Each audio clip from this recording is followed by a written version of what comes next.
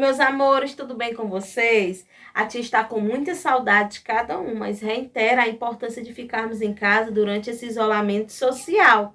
Enquanto tudo isso não acaba, nós teremos aulas online. E a nossa primeira aula online é uma revisão sobre morfemas. Mas, tia Silvia, o que é um morfema? O morfema é uma das unidades mínimas da linguagem. Então, nós temos o fonema, que é a unidade mínima distintiva, que faz diferença entre uma palavra e outra, e nós temos o morfema, que é a menor unidade distintiva da linguagem que tem significado, ok? Então, entenda, os morfemas são usados para criar, para compor novas palavras. O morfema de maior valor significativo, a gente dá o nome de radical. Eu coloquei aqui dois exemplos, pedra e pedreiro. Percebam que o radical é tudo isso aqui que tem verde, e a partir do radical eu criei uma nova palavra. No caso, PEDR é o nosso radical, e a partir desse radical eu criei uma nova palavra. Então, a partir do radical eu sempre vou conseguir criar uma nova palavra, certo? Ele é meio que autossuficiente, quase. Afixos são morfemas que não conseguem ter um significado sozinho. Eles precisam estar presos a um radical. É o caso aqui de infeliz. Infeliz, vamos ver aqui o nosso radical. Eu coloquei o radical feliz e vocês percebem que certo? Não me esqueçam disso. Todas as vezes que vocês perceberem um in, vocês vão saber que ele significa não. Então, ele tem um significado, né? O in significa não. Mas, diferente do radical, que é um morfema livre, ele não consegue significar sozinho. Então, ele precisa de um radical. Então, eu tenho o radical feliz. Outra coisa que vocês precisam saber é que o radical, né? Os afixos, eles podem vir antes do radical ou depois do radical. Toda vez que eles virem antes do radical, a gente vai chamar eles de prefixo. E todas as vezes que eles virem depois do radical, nós vamos chamar eles de sufixo. Eu dei aqui um exemplo com normal. Normal aqui é o nosso prefixo, e o a, que foi uma partícula colocada antes da palavra normal, é o que? É o nosso prefixo. E eu coloquei o mesmo radical aqui na palavra, né, nessa outra palavra, normal, e acrescentei o modo aqui, o mente, né? Só que depois do normal. Então, isso significa que quando eu coloco essa partícula depois do radical, ela vai ser um sufixo, ok? Entenda, existem morfemas que precisam estar presos a um radical. E esses morfemas que estão presos a um radical são chamados de afixos, certo? Temos também a desinência. Tia, o que são desinências? Desinências são morfemas que alteram os significados, certo? Na desinência verbal, ela vai flexionar de acordo com o modo e com o tempo, com o número e com a pessoa. E de acordo com a flexão nominal, né, desinência nominal, ela vai flexionar em número e gênero. Tia, explique melhor. Então, vamos lá. Nominal. Quando é que ela vai flexionar de acordo com o número? Quando eu tiro ela do singular e passo para o plural, ou eu tiro ela do plural e passo para o singular? Por exemplo, aqui pode ser menina no singular e pode ser meninas no plural. Tia, quando é que ela varia de acordo com o gênero? De acordo com o gênero é quando eu coloco masculino ou feminino, que é o caso aqui de menina. Pode ser menina ou menino. Na verbal, vocês podem perceber uma coisa da desinência que é muito importante. Ela parece muito com um afixo. Por que ela parece muito com um afixo? Porque ela não tem significado sozinho. Ela precisa de um radical também. Vocês podem perceber que aqui nós temos um radical para depois a gente colocar a desinência.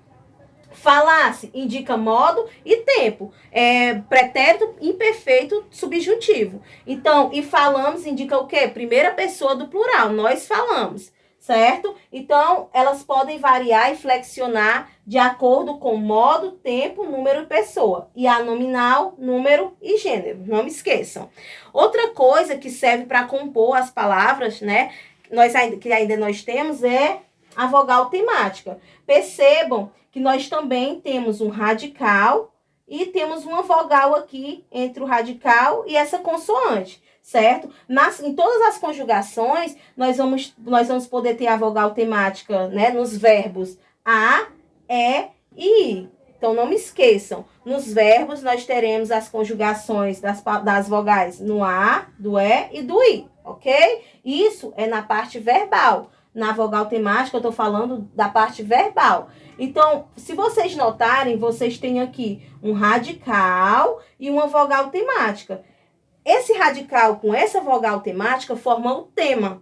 Então, o que é o tema? Eu pego o radical da palavra e coloco a vogal. Então, no caso aqui de falar, qual vai ser o tema? Vai ser fala, ok? E isso acontece na parte verbal. Tia, e na nominal? Né? Nas desinências, na vogal nominal, como é que acontece? Aí eu vou lhe dizer, acontece da mesma forma.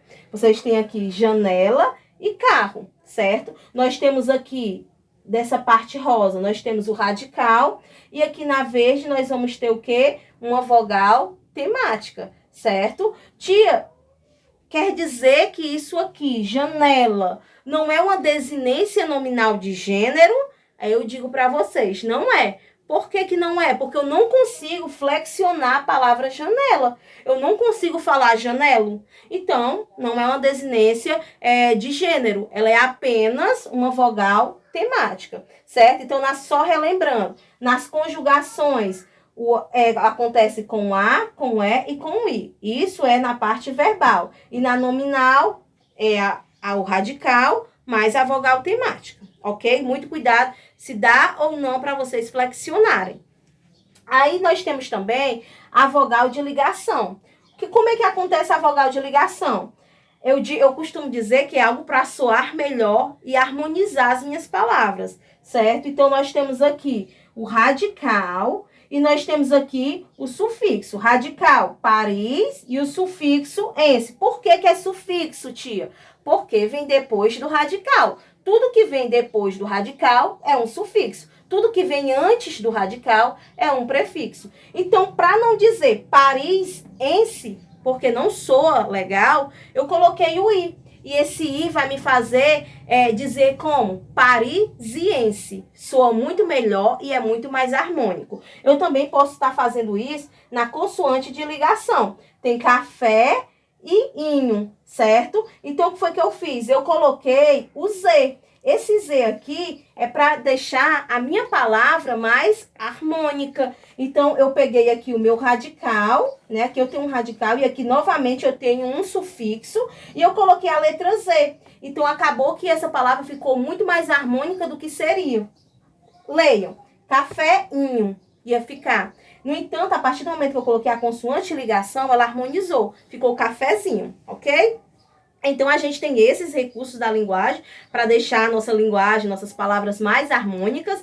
Todos esses conceitos são bastante importantes e a gente usa no nosso dia a dia, muitas vezes sem nem saber que está usando, né? Mas elas são de total importância na nossa vida. Então, o importante é sabermos e entendermos dessas classes de palavras e conceitos morfológicos, ok? Por hoje é só. Muito obrigada. Mil beijos e saudades.